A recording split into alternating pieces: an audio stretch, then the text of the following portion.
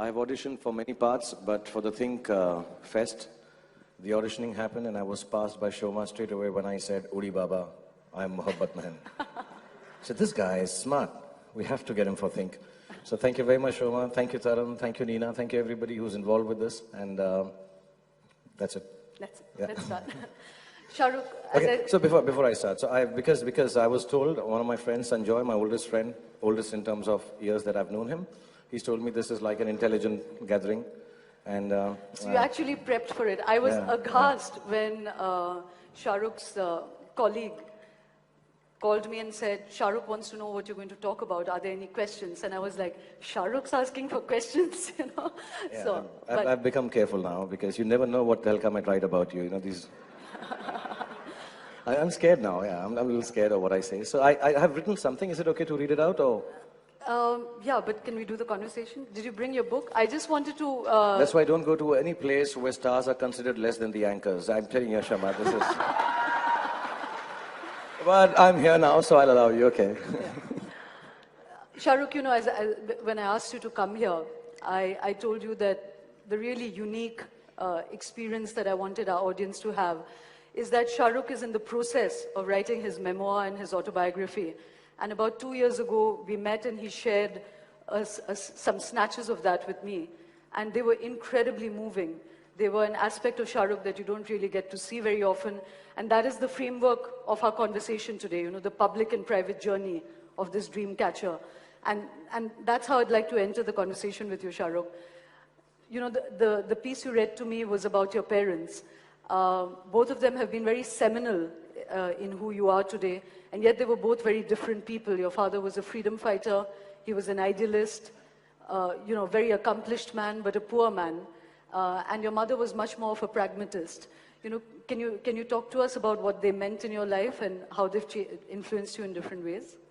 Yeah, my father, in the book that I'm still writing, which has been now, you know, I decided to write the book when I thought I will last. After 4 or 5 years into the film industry, I started believing that I will last for 10 years. And I wrote a book, the title was 20 Years of a Decade, because I felt I've crammed in 20 years into the 10 years. I'm a little tardy with it. I still haven't finished it. Now it's 22 years that I've been working. The book is still not complete. And, you know, when in the book, the chapter that I made Shoma read, the main, how do you say, the exposure of my inner self is that I think my father was the most successful failure in the world.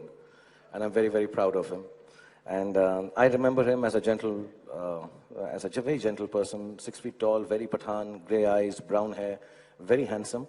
I also remember the first time I went to Peshawar with him. You know, the whole family was over 6 feet 2 inches, very fair, very beautiful. And I remember the whole family met me first time, and I was about 14, and they speak Hindko there, like Punjabi. And they looked at me and said, Innu ki ho gaya? Ete Pathan lagda hi nahi hai. You know, so I'm that kind of Pathan. And he taught me a lot of things. He died when I was 15. And as years are going by, I remember things that he's told me. I remember he took me out for a movie.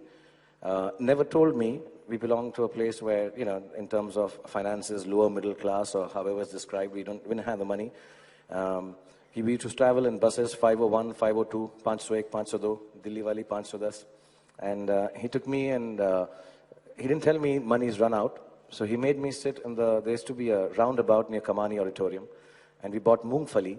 And he said, यहाँ बैठेंगे और गाड़ियों को, he used to also speak a little bit of Punjabi. He said, यारा, गाड़ियों को आगे पीछे जाते देखेंगे, सबसे अच्छा होता है ये. And he never told me. My mom, who was Hyderabadi and a little more pragmatic, as you said, and a little more talkative and loud, she said, तुमको बुद्धू बनाए हो ना, जाके वहाँ पे कुछ नहीं, पैसे नहीं थे तो इसलिए तुम्हें गाड़ियाँ दिखाकर वापस लेकर आ गए. So my mother was extremely, I think after he died, she kind of dedicated her life to look after us. And the essence of both my parents was that they didn't know what we'd become. My father was a non-practicing lawyer because he said he can't lie. So sorry if there are some lawyers here. But he said, main nahi karunga. He was the youngest freedom fighter of this country in terms of age. And my mother was a magistrate, but she was like a go-getter and, you know, very enthusiastic. And after he died, she carried on the dream my father had that we should make sure that children are well educated. If they get educated, life will be okay for them. Of course, I wasted all my education. I've done sciences, then economics, and then masters in mass communication, and I became a film star. So it's kind of doesn't come handy when you're doing "You Are My Chammak Challo." And that's it. So I remember them. I think I've imbibed the fear of failure that I saw my father go through. And I didn't want to fail like him. I want to take my son out. If I promise him for a movie, I want to show him a movie, not the cars around a roundabout. Though that was fun too. And the enthusiasm and the energy that my mother had to earn money so that, she could look after us and educate us. They both died, I think, between the ages of 49 and 50. I just turned 47 day before yesterday, so it's a little scary thought. But it was an education which makes me a very pragmatic, practical poet, I think. Yeah, it makes me a very commercial poet, I think. It makes me someone who has dreams like my father did, someone who's as gentle as I am, notwithstanding the Mumbai Cricket Association incident. We'll come to that.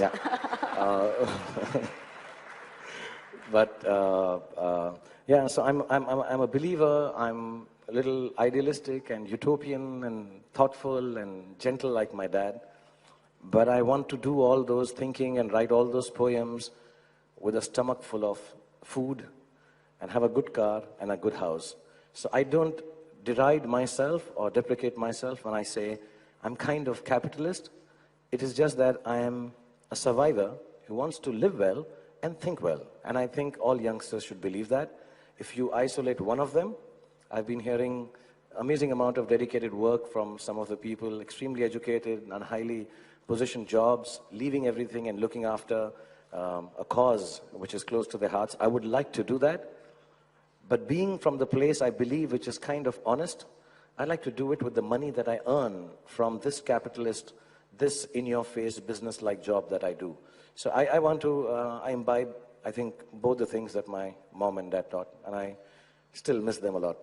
Yeah, in fact, Shahrukh, he used to run a tea canteen behind NSD, and you were thrown out of your house once because they couldn't pay the rent. Are you going to tell everything about me? This is a Tehelka expose, this is a sting operation, yeah? No, this is stuff you've told me. Okay. And not with any privacy clauses. Okay.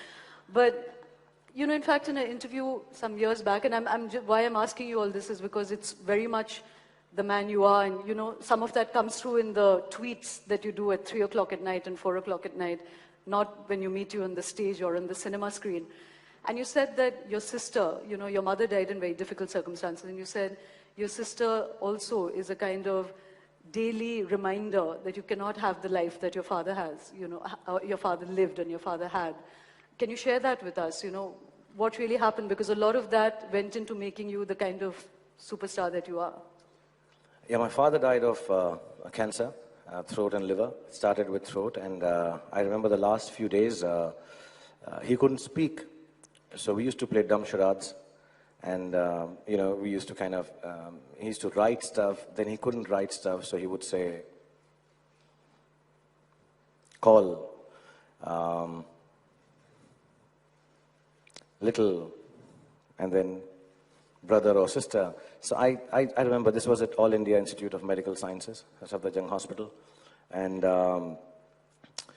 he obviously, like any father, was in love with his daughter, and she was very beautiful. Everyone used to think she looked like Jane Fonda. Meri puri family bahut sundar hai. Just to let you know.